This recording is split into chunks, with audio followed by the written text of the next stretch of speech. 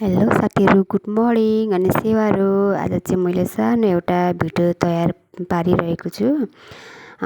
यसो mini blog जस्तै हो, तर पनि अब म सधैँ चाहिँ बनाउन भ्याउँदिनँ। यसो भ्याएको बेलामा आफूले दिनभरि गर्ने कामहरूको यसो भिडियो बनाएपछि यसो मेमोरी हुन्छ नि त कहिलेकाहीँ भन्ने सोचले आएर चाहिँ मैले बनाउँदैछु। अनि यो भिडियो चाहिँ मैले हिजै बनाएको हो, तर मलाई एडिटहरू गर्नु नआएर चाहिँ भिडियो मैले हिजो पोस्ट गर्नै सकिनँ। अनि बल्ल सिकेर बेलुका 10 बजीसम्म चाहिँ मैले यो भिडियो कम्प्लिट गरेको थिएँ बनाएर, तर राति नै के पोस्ट गर्नु भनेर आज भ्याएको बेलामा चाहिँ भोइस कभर गरेर पोस्ट गर्दैछु। यो चाहिँ मेरो पहिलो भिडियो हो। तपाईँहरू सबैले हेरेर साथ सपोर्ट गरिदिनु होला, साथ सपोर्ट दिनु होला। मलाई चाहिँ अब खासै भिडियो बनाउन आउँदैन, अनि यसरी बोल्न पनि भिडियोमा बोल्ने बानी पनि नभएको कारणले गर्दा चाहिँ के बोल्नु हुन्छ। अनि त्यही भएर जस्तो आयो त्यस्तै बनाएँ र भोइस कभर गर्दैछु। सबैजनाले हेरेर साथ सपोर्ट दिनु होला है साथीहरू। मलाई चाहिँ पहिलादेखि नै ब्लगहरू बनाउन एकदमै मन लाग्ने भएको कारणले गर्दाखेरि चाहिँ यसो एउटा सानो आफूले पनि बनाऊँ कि भन्ने सोच आएर बनाउन थालेको।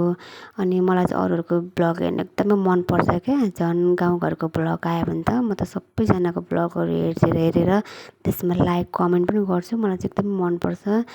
अनि तर आफूलाई चाहिँ अब आफ्नो मेरो घरमा खासै काम हुँदैन, अनि त्यही भएर के बनाउने ब्लग पनि के कस्तो बनाउने होला भन्ने सोच आएर चाहिँ मैले नबनाएको। अनि आज चाहिँ यसो बनाऊँ न त, अरूले अब जस्तो बनाउँछ त्यस्तै त आउँदैन र पनि आफूलाई जस्तो आउँछ त्यस्तै बनाऊँ न त भन्ने हिसाबले चाहिँ मैले पनि सानो एउटा ब्लग बनाउँदैछु। कस्तो लागेको छ तपाईँहरूलाई हेरेर लाइक कमेन्ट गरिदिनुहोस् है साथीहरू। अनि मेरो चाहिँ घरमा त्यति काम हुँदैन कि साथीहरू। अब यसो एउटा सानो नानी छ, अनि नानीलाई हेर्ने, उसको यसो लुगाहरू धुने, खाना पकाउने, उसलाई नै खेलाउने, त्यस्तै गरेर मेरो चाहिँ दिन बित्छ। अनि घरको काम गर्दा गर्दा दिक्क लागेर यसो माइन्ड फ्रेस हुन्छ कि भनेर चाहिँ आज मैले एउटा सानो ब्लग बनाउँदैछु। हजुर सबैले हेरेर लाइक कमेन्ट गरिदिनुहोस्। अनि मेरो चाहिँ नानी सानो भएको कारणले सानो छ, त्यही माथि घरमा दिउँसो कोही पनि हुँदैन, म एक्लै हुन्छु नानीसँग। अनि नानी सुताएर लुगा धुन गएको थिएँ। अनि यसो एकछिन हेर्न आएको त नानी त सुतिरहेको रहेछ, र फेरि एकछिन लुगा धुनु गएको थिएँ। त्यसको चाहिँ मैले भिडियो बनाएन। अनि जाने बित्तिकै नानी रुएको आवाज आएको त नानी उठिरहेको रहेछ कि। अनि उसलाई चाहिँ कति दिन भयो ज्वरो आएको, ज्वरो निकै भएको छैन र दबाई चाहिँ खुवाइरहेको छु, भाइरल ज्वरो अरे। अनि नानी मान्दैन, कोहीसँग पनि मैसँग मात्रै खालि मैले मात्रै बोकेर घुमाउनु पर्छ, आया भयो भन्दैछ। अनि रुइरहन्छ, के गर्नु, नानी सन्चो छैन। सन्चो नभएपछि कोहीसँग मान्दैन र केही पनि गर्न पाउँदैन नानी उठेपछि चाहिँ मैले।